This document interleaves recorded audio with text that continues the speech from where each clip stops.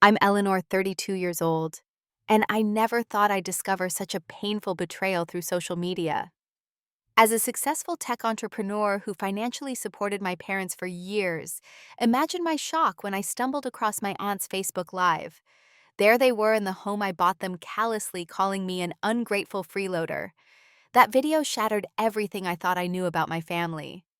If you've ever had to make difficult decisions about toxic relationships, share where you're watching from and subscribe to my channel. I grew up in a working class neighborhood in Chicago, where financial struggle was our constant companion. My father lost his factory job when I was 11, sending our family into an economic tailspin. My mother took on multiple minimum wage positions, working herself to exhaustion just to keep our lights on and food on the table. I watched them struggle, fighting to maintain dignity while drowning in bills. Despite our limited resources, I threw myself into academics.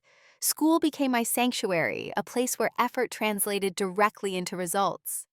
While other kids complained about homework, I saw education as my ticket to a different life.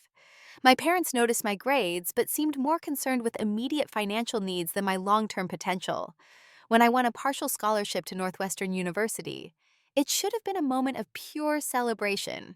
Instead, I remember my father's first question: how much will this cost us? I assured them it wouldn't burden them, already planning the multiple jobs I'd work to cover the remaining tuition and living expenses.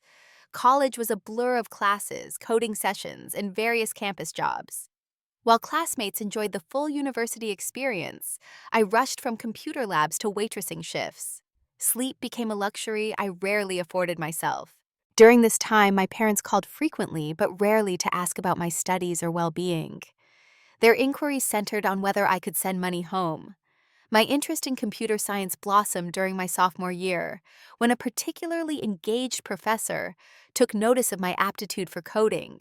Professor Jenkins became the mentor I desperately needed, encouraging me to pursue opportunities in the male-dominated tech field. His belief in my abilities gave me confidence when family support was noticeably absent. After graduation, I landed a position at a struggling startup called Finance Forward. The salary was modest, but the potential seemed enormous. I worked 80-hour weeks, sleeping on the office couch more often than my rented room shared with 3 other recent graduates. During this intense period, I began developing an idea for a financial management application that would help people like my parents navigate complex money decisions. I still remember the first investor meeting for my app concept. 5 men in expensive suits skeptically watching my demonstration. 4 rejected it outright, claiming the market wasn't ready. 1 saw potential but offered insulting terms. I walked away determined to refine my idea, rather than surrender control for quick funding. This pattern repeated for months, rejection after rejection, while I continued working full-time and developing my app nights and weekends. The breakthrough came unexpectedly at a tech conference I had saved for months to attend. My demonstration caught the attention of a prominent venture capitalist who had grown up in circumstances similar to mine. She understood immediately what I was trying to build and why it mattered. 3 months later, we closed a funding round that allowed me to work on my application full-time. 2 years after that, my company Budget Buddy was acquired by a major tech corporation for an amount that still seems surreal. Millions of dollars, the kind of money my family had never imagined possible. I kept the news relatively quiet, wary of how sudden wealth might change relationships.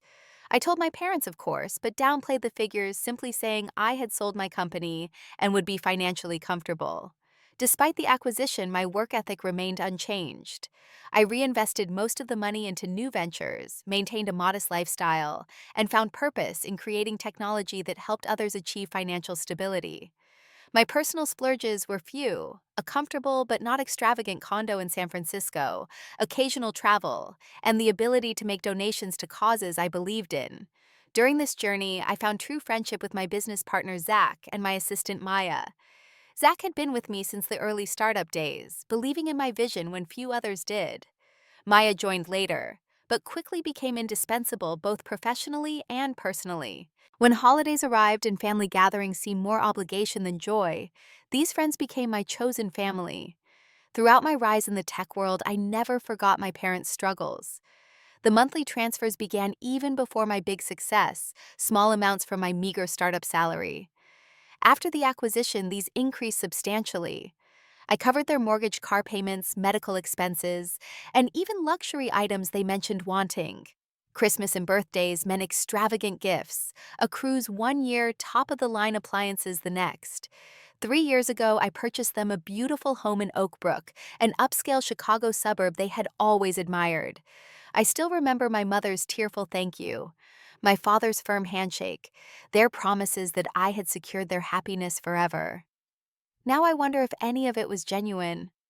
My relationship with my parents was complicated long before financial success entered the picture. Growing up, their expectations were clear.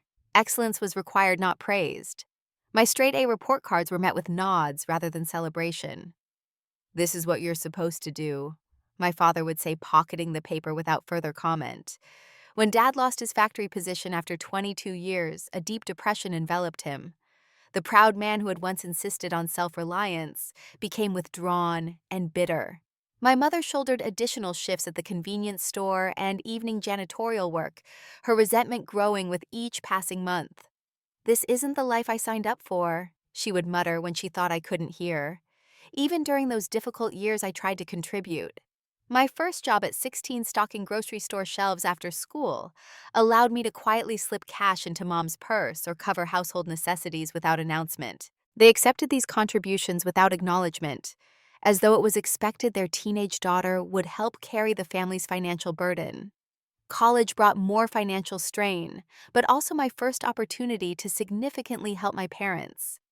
Midway through my junior year, a frantic call from Mom revealed they were 3 months behind on mortgage payments. Foreclosure loomed. I emptied my modest savings, the money I had carefully set aside for next semester's books and expenses, and wired it home immediately. "You saved us, Eleanor," my father said, his voice breaking in a rare display of emotion. "We're so lucky to have you." That moment of validation fed a part of my soul that had always hungered for their approval.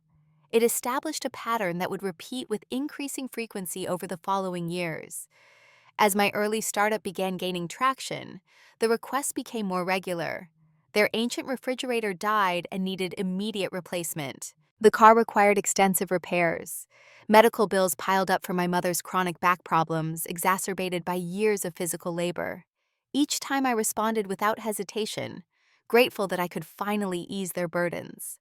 When Budget Buddy sold, I decided to eliminate their financial worries permanently. I paid off their existing mortgage, covered outstanding debts, and established generous monthly transfers that exceeded their previous combined income. Neither would need to work again unless they chose to. When I purchased their new home 3 years ago, I made sure it had every feature they had ever mentioned, wanting a sunroom for Mom's plants, a workshop for Dad's woodworking hobby, a kitchen with professional-grade appliances. Their response seemed appreciative at first. Phone calls included detailed thanks for specific things: the money had allowed a dinner with old friends, new furniture membership at a local country club. Yet something felt performative about their gratitude, a transaction rather than genuine appreciation. I tried involving them in my success in other ways. I invited them to important industry events, offering to fly them to San Francisco, and put them up in luxury accommodations. "It's too far," they'd say, or "We don't understand that tech stuff anyway." When I was featured on the cover of Technology Today last year, I shipped copies to their home. My mother later mentioned using them to line the parakeet's cage. Despite living comfortably thanks to my support, their demands paradoxically increased.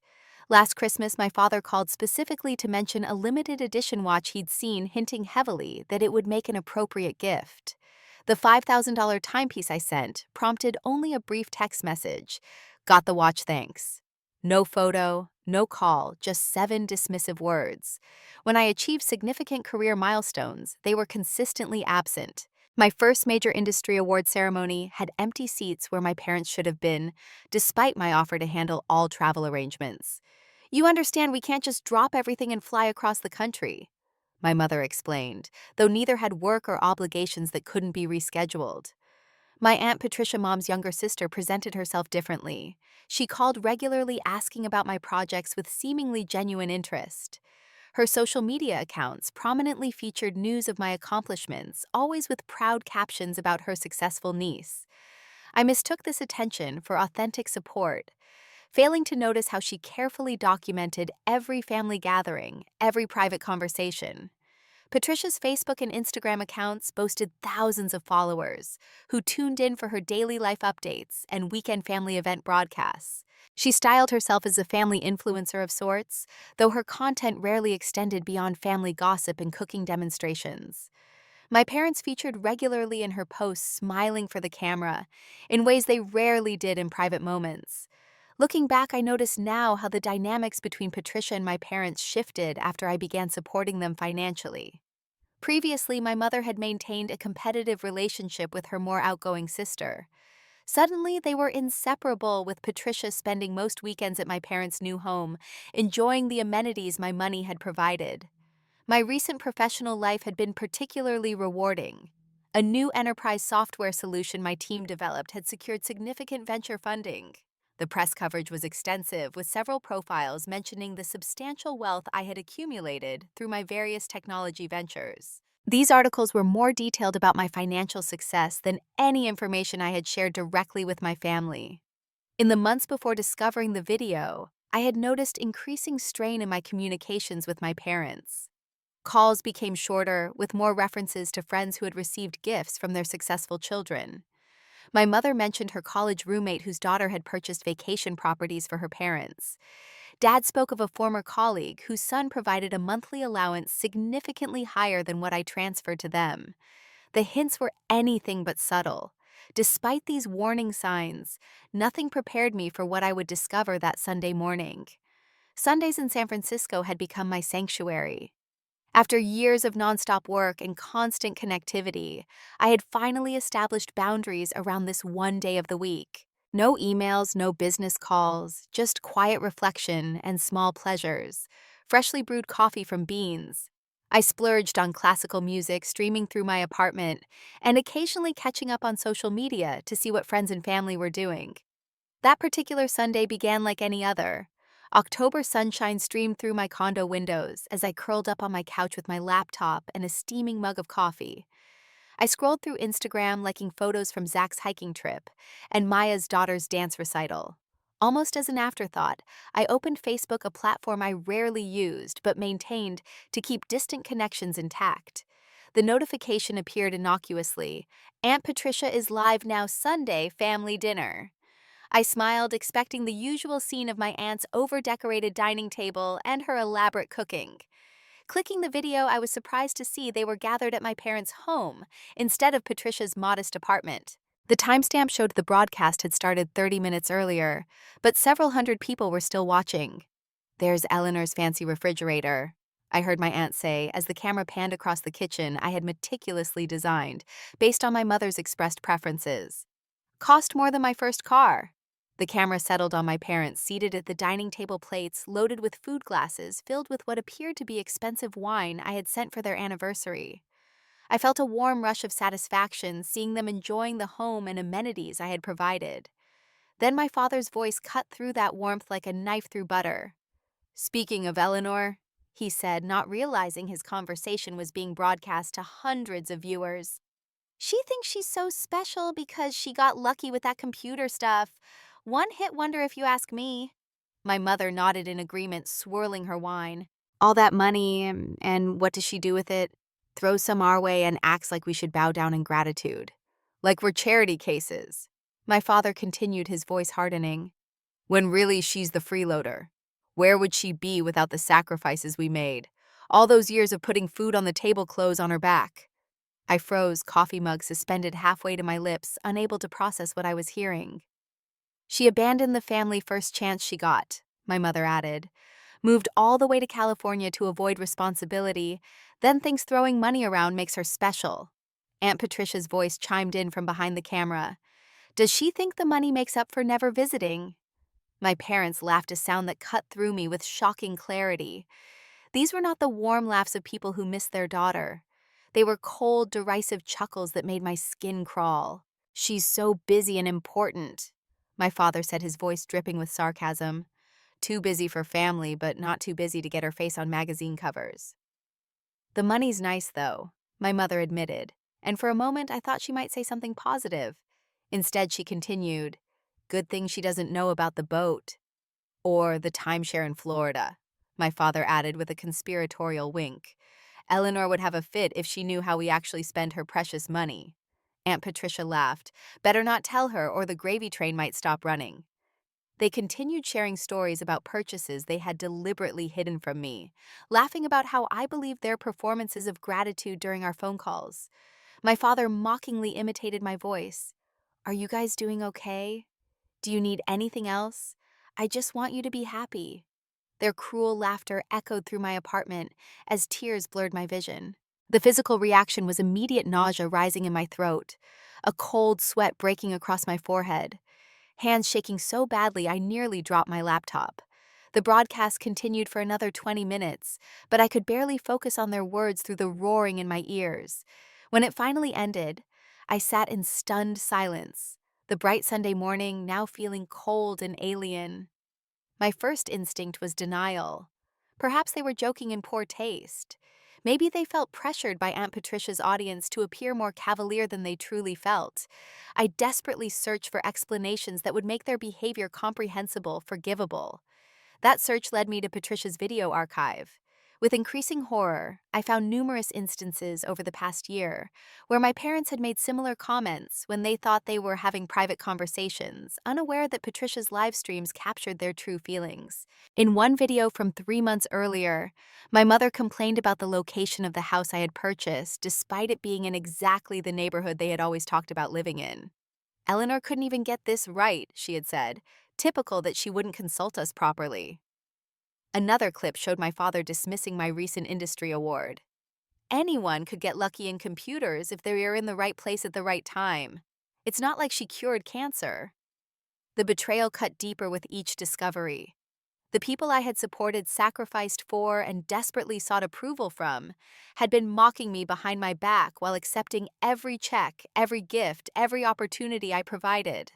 I barely slept that night. Every memory of our relationship replayed through my mind, now tinted with the knowledge of their true feelings. The grateful phone calls, the tearful thank you, when I handed them the keys to their new home, the holiday gatherings, where they proudly introduced me to neighbors as their successful daughter. Had any of it been genuine? By morning, exhaustion had given way to a hollow feeling I couldn't name. I called Maya first, then Zach, needing perspective from the people who truly knew me. Maya arrived at my apartment within 30 minutes of my call, still wearing yoga clothes from her interrupted Sunday morning routine. Zach appeared shortly after, concern evident in his hurried appearance. The security guard must have let them up immediately, recognizing my closest friends from their frequent visits. You look terrible, Maya said bluntly, pulling me into a hug before I could respond. Her honesty was one of the qualities I valued most in our friendship. I feel terrible, I admitted, leading them to my living room where my laptop still displayed Patricia's Facebook page. You need to see something? I played the video for them, watching their expressions shift from curiosity to disbelief to outrage. Maya grabbed my hand halfway through, squeezing it tightly, as particularly hurtful comments landed. Zach, usually the calm one in our trio, paced behind the couch, his jaw visibly tightening. Those ungrateful, manipulative. Maya couldn't even finish her sentence. Eleanor, I've had suspicions about your parents for years, but this is beyond anything I imagined. What suspicions? I asked, surprised by her revelation. The way they never ask about you, only what you can give them, she explained. How they always have some emergency that requires more money whenever you mention being busy with work. The constant comparison to what other children supposedly do for their parents. As Maya spoke, memories surfaced of warning signs I had stubbornly ignored. The time my mother called complaining about the house being in Oakbrook rather than Winnetka, though they had specifically mentioned Oakbrook as their dream location for years. My father dismissing my feature in Technology Today with a casual, nice picture, before immediately asking if I could increase their monthly allowance. Remember when they had that supposed roof emergency right before your investor meeting last year? Zach added, stopping his pacing to look directly at me. The timing was suspicious even then. I pulled up my email, searching for communications with my parents. Reading through the exchanges with new awareness was like discovering letters written by strangers. Their carefully constructed narratives about unexpected expenses, thinly veiled comparisons to friends whose children provided more generously, the subtle guilt trips when I mentioned being too busy to call more frequently. Look at this pattern, I said, showing Maya and Zach a series of emails from the past 6 months. Every time I mentioned a new business success, they had a financial emergency within days. We spent hours dissecting years of interactions, identifying manipulative tactics I had been blind to. The realization that my parents viewed me primarily as a financial resource rather than a daughter they loved was devastating. Worse was recognizing how long I had enabled their behavior, desperately seeking approval I would never receive. "What are you going to do?" Zach finally asked, as afternoon turned to evening. "I don't know," I admitted. Part of me wants to confront them immediately. Another part never wants to speak to them again. Maya, always the pragmatic one, suggested a measured approach. "You need to consider the practical aspects. The house is in your name. There are monthly transfers set up through your accounts. This isn't just an emotional decision, but a financial one, too." Zach argued for direct confrontation. "They need to know that you know. Otherwise, they'll continue this behavior thinking they're getting away with it." Sleep eluded me for the second night in a row. The next morning, I called my office, something I rarely did, and cleared my schedule for the week. Then I made an emergency appointment with Dr. Harmon, the therapist I had started seeing after my company acquisition, to help navigate the sudden wealth. Financial relationships within families often carry complex psychological weight, Dr. Harmon explained during our session. "You've been seeking validation through financial support while they've developed entitled expectations without emotional reciprocity." We discussed concepts I had never considered: financial codependency, monetary, enabling the complex dynamics of first-generation wealth. Harmon helped me understand that my parents' behavior, while inexcusable, fit patterns common to families where financial circumstances change dramatically across generations. "What makes your situation particularly difficult," she noted, "is that you've been financially supporting them while receiving emotional abuse in return. That creates a uniquely painful betrayal." "How do I even begin to address this?" I asked, feeling overwhelmed by both the emotional wound and the practical considerations. "First, recognize that their behavior reflects their limitations, not your worth," she said firmly. "Second, consider what boundaries would protect your well-being going forward." That evening, I researched financial codependency extensively, finding resources for individuals who had become unhealthy financial supporters of family members. The stories shared by others with similar experiences helped me feel less alone, though few situations matched the scale of support I had provided. The most difficult realization was that my entire relationship with my parents had been built around money. First, their financial support of me as a child, which they clearly viewed as a transaction deserving unlimited returns, and then my support of them, which they received with entitlement rather than gratitude.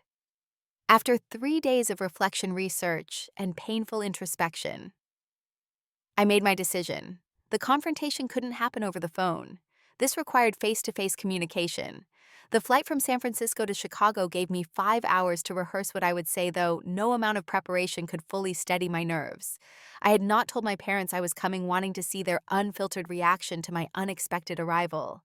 The Uber from O'Hare to their Oakbrook home felt both too quick and interminably long. Standing on the doorstep of the house I had purchased, I felt like a stranger rather than the owner or a welcome family member. I rang the bell, hearing the custom chime I had installed as a housewarming gift. My mother opened the door, her initial smile of greeting freezing when she registered my unannounced presence and serious expression. "Eleanor." "What a surprise," she said, recovering quickly and pulling me into a hug that now felt hollow. "Why didn't you tell us you were coming? I would have prepared your room." "We need to talk," I said simply, stepping past her into the foyer. My father emerged from his study, confusion evident on his face. "Eleanor, is everything all right? There's no problem with your company, is there?" His immediate concern for my financial situation rather than my well-being spoke volumes. "I saw Aunt Patricia's video," I stated without preamble, watching comprehension, and then alarm cross both their faces. "What video, dear?" My mother attempted, her casual tone betrayed by the rapid blinking she always displayed when nervous. "The Facebook Live from Sunday dinner, where you called me a freeloader, where you laughed about hiding purchases from me and mocked my success." My father's expression hardened. Patricia and her damn social media obsession. I told her to stop filming everything. Their immediate reaction was telling. Not denial of what they had said, but anger at being caught saying it. Call Patricia, I said. She should be part of this conversation since she facilitated it. My mother hesitated, but made the call. 20 minutes later, Aunt Patricia arrived, her usual camera noticeably absent. Her practiced smile faltered when she saw my expression. In the living room I had furnished for them, I opened my laptop and played selected portions of the video. The evidence of their contempt played out in high definition, their own words condemning them more effectively than anything I could say. That was a private conversation, my father said defensively when the video ended. Patricia shouldn't have been broadcasting. Is that really your concern right now? I asked incredulously. Not the fact that you called your daughter who bought you this house and has supported you for years a freeloader. You're overreacting. My mother insisted, tears forming. Everyone vents about family sometimes. It doesn't mean anything.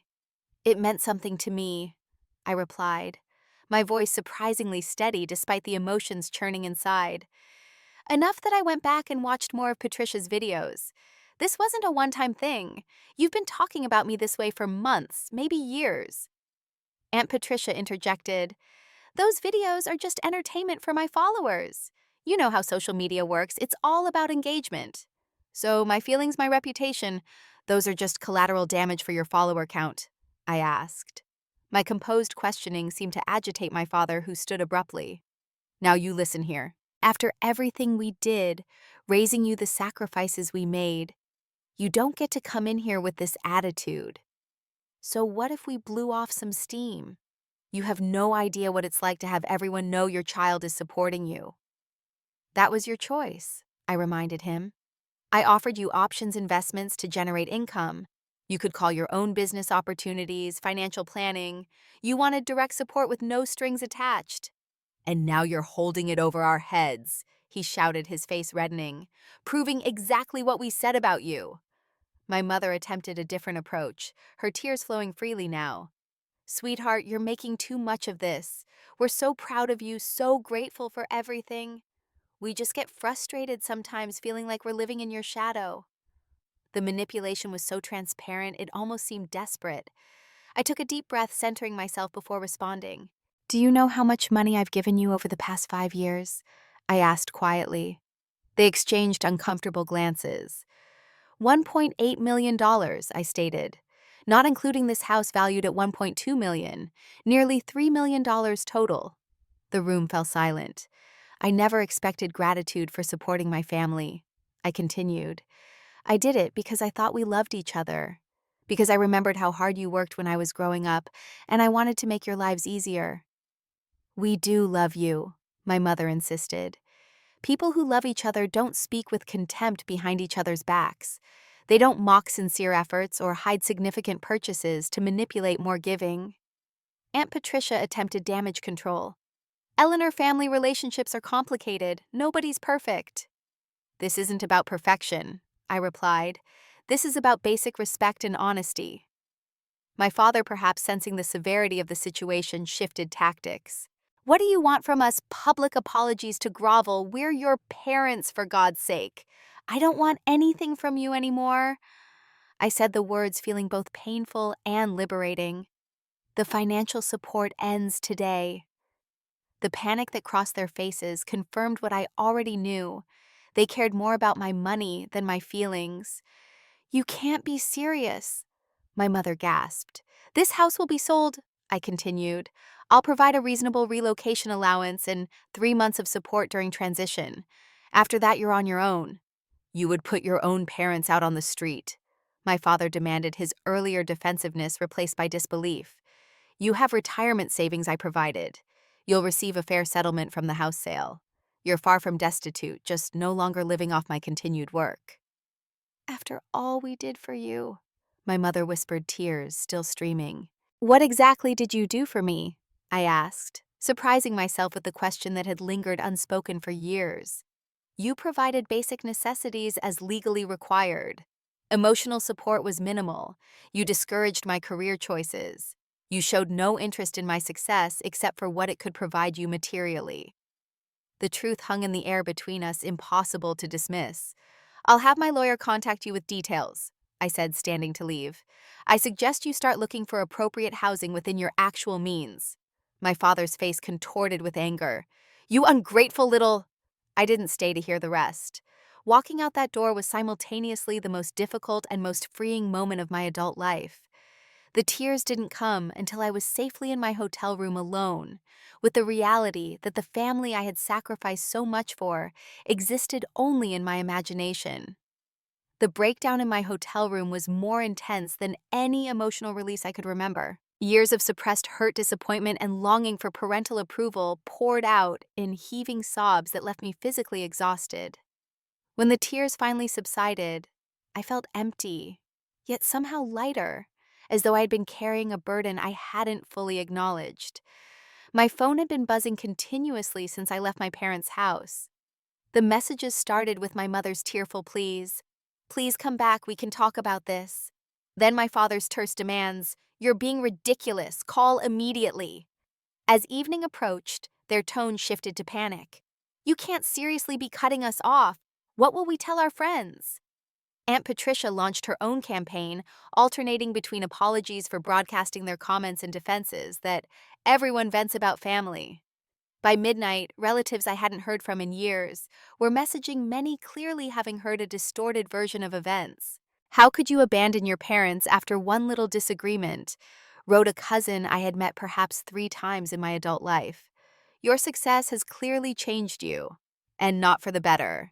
An uncle commented, seemingly unaware of the irony given that he had requested a small business loan from me just last year.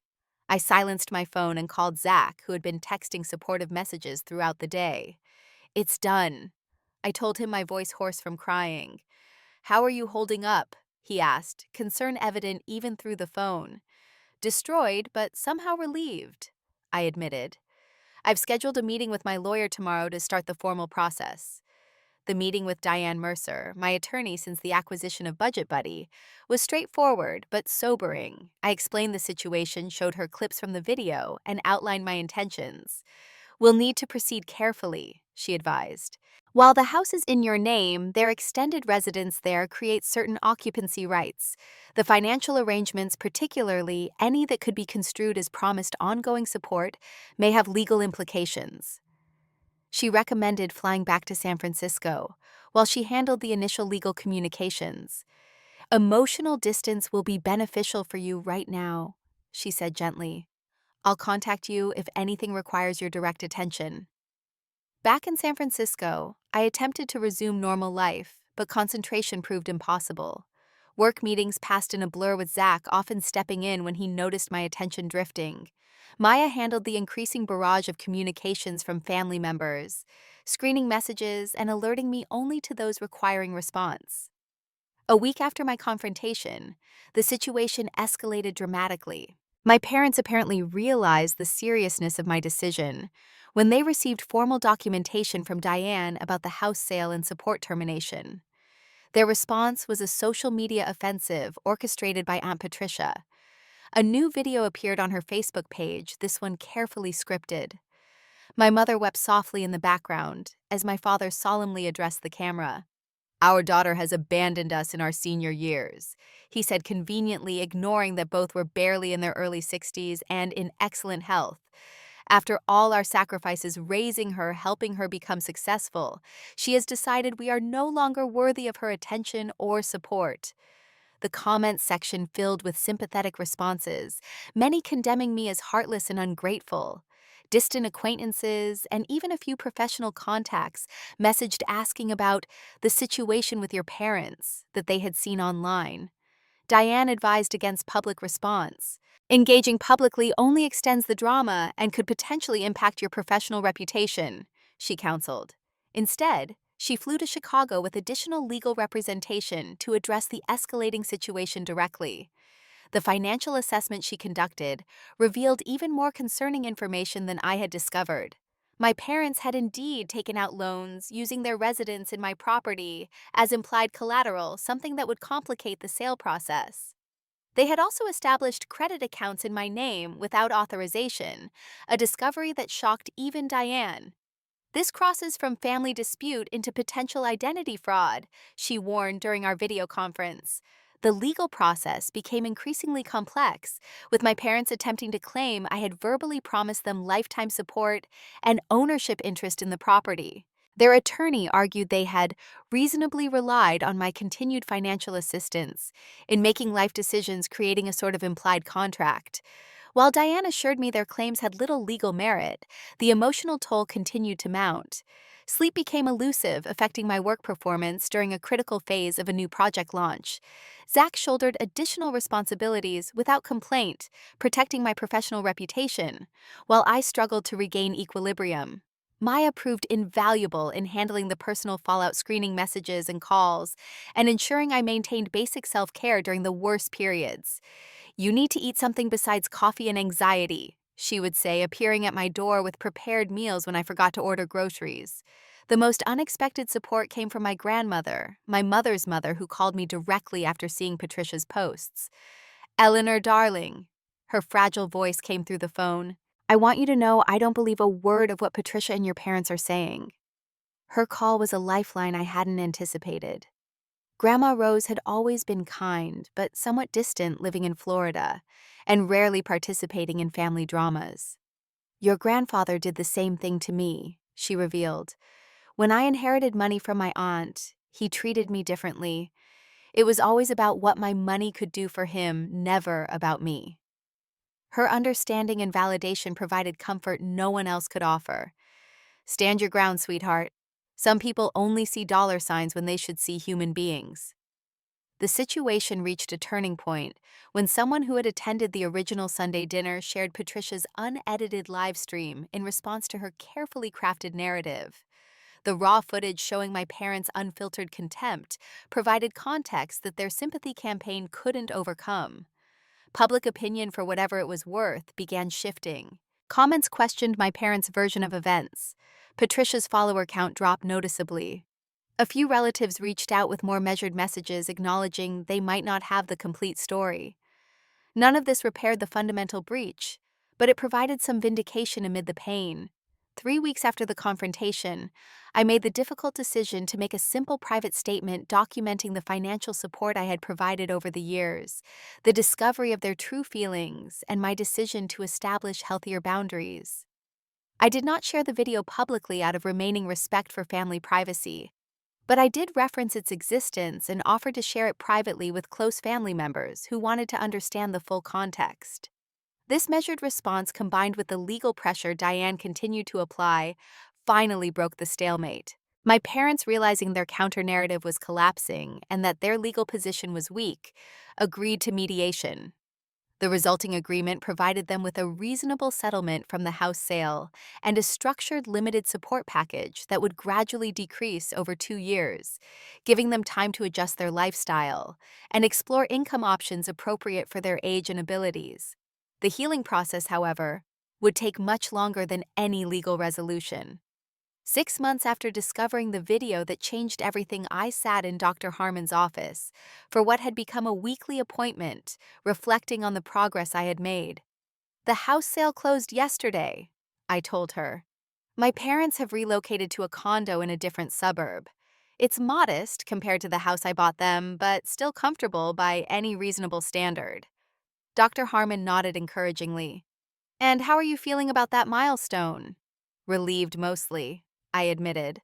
"The legal entanglements were draining me emotionally and mentally. Having that chapter closed feels like I can finally move forward." The intervening months had brought significant changes. My parents now received a fixed monthly stipend through a trust Diane had established with specific provisions preventing manipulation or misrepresentation. The amount was generous enough for comfortable living, but required adjustment from their previous lifestyle of unlimited spending. Most communication happened through intermediaries, a boundary I needed to maintain my own well-being. Occasionally, I would receive direct messages, typically when additional funds were desired for special circumstances. These requests were now evaluated objectively by the trustee, rather than exploiting my emotional vulnerability. Some family relationships had survived the upheaval. 2 cousins reached out with genuine apologies after learning more details, acknowledging they had reacted based on incomplete information. An aunt on my father's side revealed she had witnessed similar behavior for years, but never felt it was her place to intervene.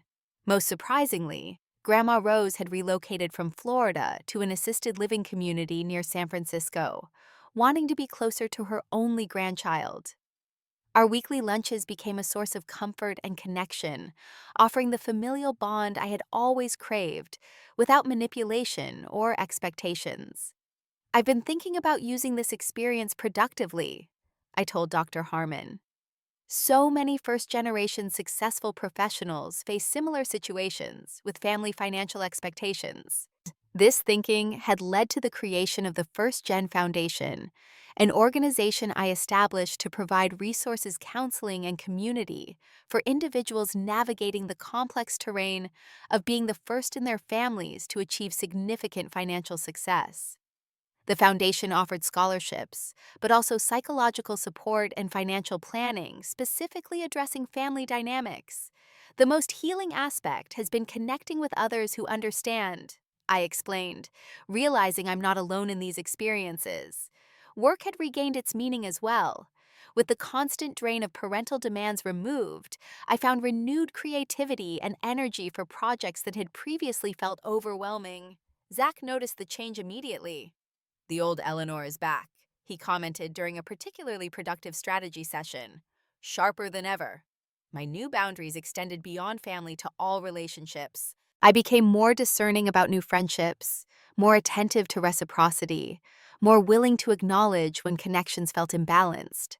Maya teased that I had developed a healthy suspicion that made me less vulnerable to those interested only in what I could provide. An unexpected development came in the form of a tentative romantic relationship with David, an environmental engineer I met through a mutual friend. His genuine interest in my work rather than my resources, his healthy relationship with his own family, and his patience as I worked through trust issues all suggested possibilities I hadn't considered when family drama consumed my emotional bandwidth. 3 weeks ago, a letter arrived from my mother, the first direct communication not requesting money in nearly 6 months. "Eleanor," she wrote, "these months have given me time to reflect on my behavior and the relationship we had. While I cannot change the past, I want you to know I recognize how deeply we hurt you. Your father struggles to acknowledge his role, but I cannot continue pretending we treated you fairly. The loss of your presence in our lives has forced me to confront uncomfortable truths about myself as a mother. I do not expect forgiveness or renewed financial support. I simply wanted you to know that I understand why you made the decisions you did." The letter wasn't a complete reckoning, but it represented more self-awareness than I had ever witnessed from either parent. I hadn't responded yet, unsure whether this represented genuine growth or another manipulation tactic. Dr. Harmon advised giving myself permission to take as much time as needed before deciding whether or how to engage. "The Foundation's first scholarship recipient reminds me so much of myself 10 years ago," I told Dr. Harmon as our session neared its end. "Brilliant, driven, supporting family while trying to build her own future. But she'll have resources I never had: mentoring, counseling, financial planning specifically designed for her situation." "You're creating meaning from your pain," Dr. Harmon observed. "That's profound healing." As I left her office and walked to my car, I reflected on the unexpected peace I had found. The family I had idealized and desperately sought approval from had never truly existed.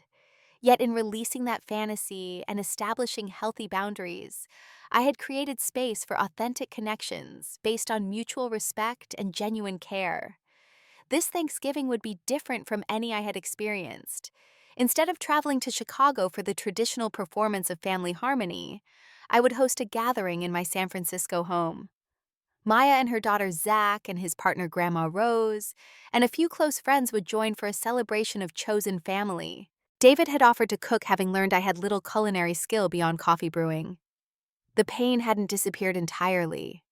There were still moments when a memory would surface unexpectedly, bringing fresh waves of grief for the parent-child relationship I had always wanted but never truly had. Yet those moments no longer consumed me. They were acknowledgments of loss rather than open wounds demanding constant attention. True gratitude, I had learned, cannot be demanded or manipulated. It emerges naturally in relationships where giving flows from genuine care rather than obligation or expectation. The people now surrounding me offered and received support with no scorekeeping, no hidden agendas, no performances for social media consumption.